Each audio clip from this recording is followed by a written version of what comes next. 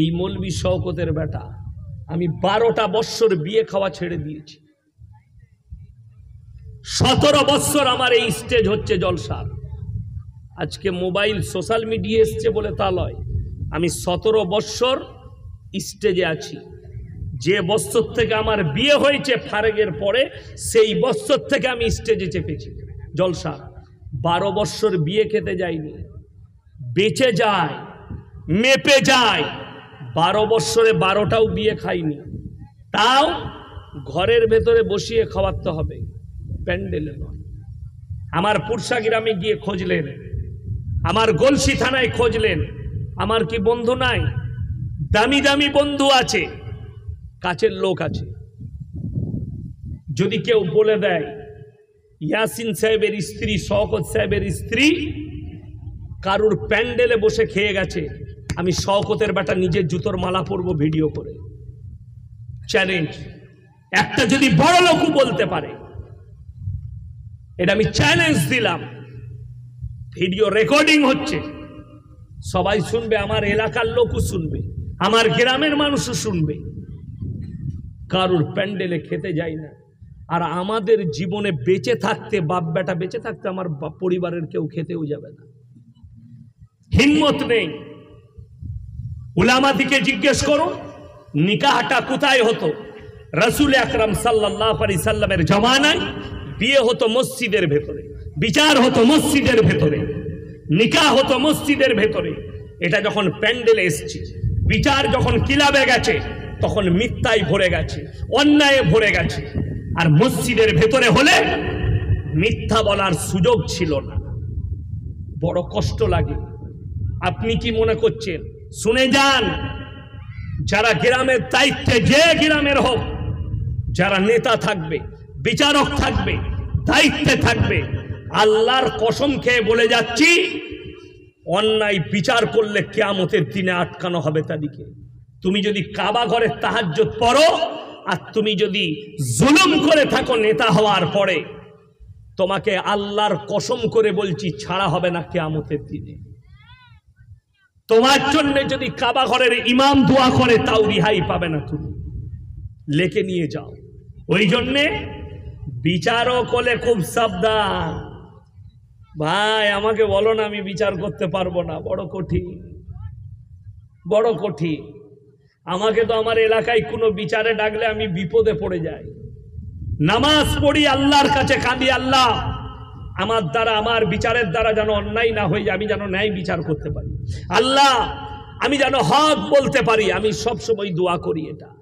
কোনো ফয়সালায় গেলে আমি 2 রাকাত নামাজ পড়ে বের হয়, আল্লাহ আমাকে এই জায়গায় তুমি পাঠাচ্ছ, আমি যেন হক বলতে পারি, হক ফয়সালা করতে পারি।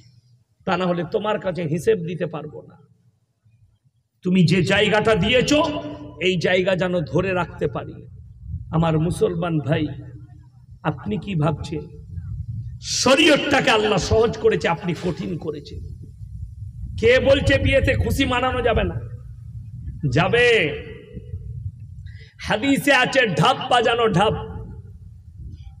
হাদিসে আছে ঢাপ বাজাতে পাবেন। নবীজি জামানায় ঢাপ বাজানো হবে, দপ দপ দপ করে আওয়াজ উঠত। সেই যুগ আর নাই। আজকে দেখুন কে রাজনৈতিক দল জিতেছে জানি না, মুসলমানরা গান বাজনা করে রং খেলে, তারা বিজয় মিছিল করছে। ইসলামী শরীয়তে বিজয় মিছিল জায়েজ আছে, আপনি বিজয়ের উৎসব মানাতে পারেন। সাহাবীরা যখন যুদ্ধে জিততেন তারা উৎসব করতেন, তারা খুশি মানাতেন, কিন্তু তোমার মতো মদ খেয়ে ড্যান্স করে নয়, তোমার মতো রং খেলে নয়, তোমার মতো মাতলামি করে নয়।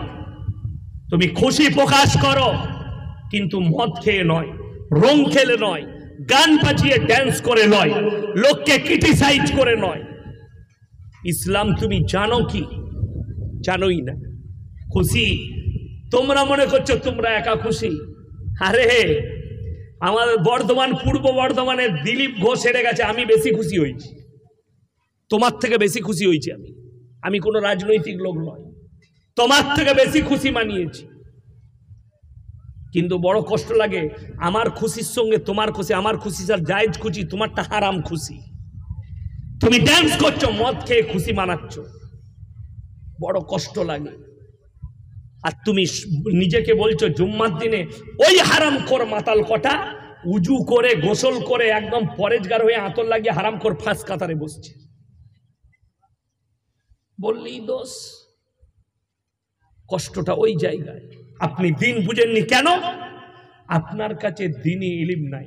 যদি বলেন হুজুর কোথায় আমল করব, কোথায় ইলিমটা শিখব, হয় কোনো বড় আলেমের কাছে উঠা বসা করে হোক, বড় আলেমের লেখা বই পড়ে হোক, বাংলা কোরআন হাদিস পড়ে হোক, অতটা ইলিম তোমাকে হাসিল করতেই হবে। বেঈমান কাফেররা জাল ছুঁড়েছে, জালটাকে চিনতে পারবে। এই আমাদের বর্ধমান জেলার অনেক ছেলে, আমাদের এলাকার অনেক ছেলে, বীরভূমের ছেলে ডাম্পার চালায়, লরি চালায়, হাই রোডের সাইডে মুসলিমদের ছেলে, শুনেলেন হারাম হালাল কি ছিল, হাই রোডে গাড়ি নিয়ে দাঁড়িয়েছে, হোটেলে খাবে, ঢুকি প্রথমে বলছে এক বোতল মদ দে ভাই, মদ খাওয়া হয়ে গেল, এরপর বলছে মুরগির মাংস আর রুটি নিয়ে আয়। হোটেলের বেচারা কর্মচারী অমুসলিম ছেলে, সে মুরগির মাংস আর রুটি এনেছে। এ হারামখোর তখন জিজ্ঞেস করছে মুরগিটা জবাই না কাটা? মার জুতো করে ওকে আগে। আচ্ছা, যে লোকটা মদ খেলো তার আর ওইটা দেখে লাভ আছে? কথা বলে এই মনে করেছে মদ খাওয়াটা চলবে, কিন্তু মুরগি আমাকে জবাই খেতে হবে। এই ইলিমটা হাসিল করতে বলছি আপনাকে যে মদটাও স্পর্শ করা হারাম, কাটা মাংসটাও তোমার হারাম। যেমন কাটা মাংস তেমন মদ, এই দুটো বুঝার লেগেই ইলমটার প্রয়োজন। চলুন, আপনি যদি সকালবেলায় উঠে মেমারি টাউনে যান, বর্ধমান টাউনে যান, কোনো অপরিচিত হোটেলে খেতে গেলে আপনাকে জিজ্ঞেস করতে হবে না দাদা মুরগিটা জবাই না কাটা? হবে না? হবে না? করতে হবে। কেন? শর্ত এটা। আমাদের দেশের লোকদের নিয়ম কি জানেন? ও অসুবিধা নাই তো, যাই করুক নাই করুক, জলসায় গিয়ে হযরত হাত তুলে দোয়া করছে, তোর হুজুরও মার খাবে, তুইও মার খাবি। আগে জিজ্ঞেস করেছিস? আমি যে দোয়া করি, আমি যে নামাজের পরে কাঁদি, এই দোয়া কবুলিয়াতের জন্য শর্ত কি আছে? এক নম্বর শর্ত হচ্ছে হালাল খাবার, তবে দোয়া কবুল হবে। এক নম্বর শর্ত হালাল খাবার।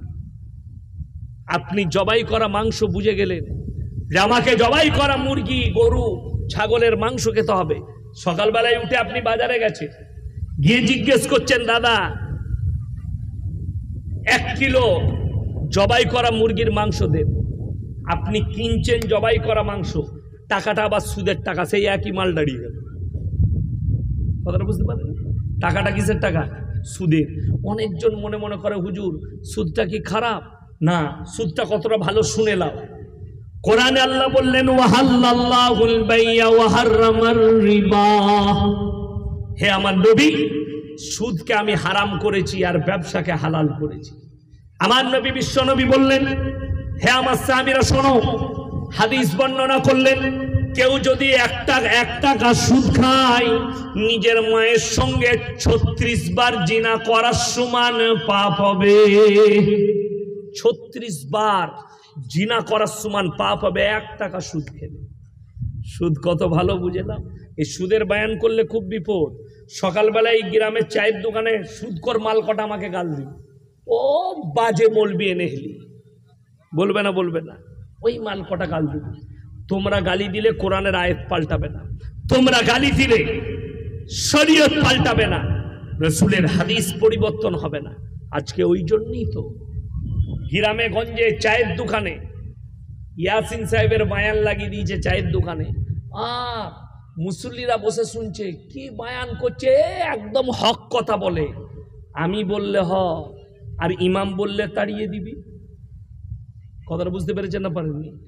আমার কথাগুলোই যদি ইমাম জুম্মায় বায়ান করে, ইমামের চাকরি চলে যাবে। তার প্রুফ নেবেন। আমার বর্ধমান জেলা, আমি জায়গার নাম করব না, রেকর্ডিং হচ্ছে ইউটিউবে, কালকেই পৌঁছে যাবে, তারা গাল দিবে। আমাদিকে বলেছে রমজান মাস মাইয়াত হয়েছে গ্রামে, এরপর প্রত্যেক গ্রামে একটা করে মোড়ল থাকে, থাকে না? থাকে না? এ মোড়ল থাকে না গায়ে? একটা করে থাকে। আবার কিছু কিছু গ্রামে এঁচড়ে পাকা মাল আছে, রোদে পেকে গেছে, ওগুলো খুব খারাপ খেতে।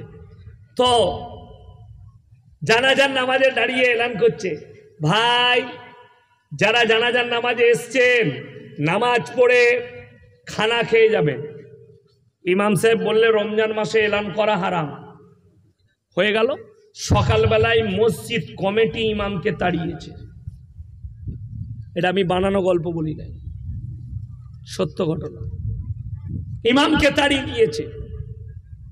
গেল, আমি জলসাই বললাম, আর আজকে আবার আমি মেমারি থানায় ফতোয়া দিয়ে যাচ্ছি, রমজান মাসে মাইয়াত বাড়িতে খানা রান্না করাটাই হারাম। যদি বলেন হুজুর কিছু তো আত্মীয় স্বজন আছে অসুস্থ, তো অসুস্থ হলে তোকে কে আসতে বললো বে? তুই তো ঘরে থাকবি, ওই নামাজটা তো আসাটা ফরজ লয় তোর লেগে। নিকট আত্মীয় হলেও ফরজ লয়। তোমার আসতে পারো, তুমি যদি সুস্থ হও জানাজার নামাজ পড়তে পারবে, মাটি দিতে পারবে। হারাম করে এক পায়ে খুঁড়া মাল খেতে চলেছে, গোসে আলু, গাড়িতে চেপে চলতে পারে না ভালো করে, পায়ে বাত হয়েছে, না আমার অমুক হইবে, দে বাইকে চেপে চলেছে, দিয়ে বলছে আলু গোসতে। রোজা রাখতে পারে না। রোজার মাসে খানা রান্নাই করা যাবে না। করতে পারে, বাড়িতে বাচ্চা ছেলে যদি থাকে সেই বাচ্চাদের জন্য বাড়িতে ব্যবস্থা হবে।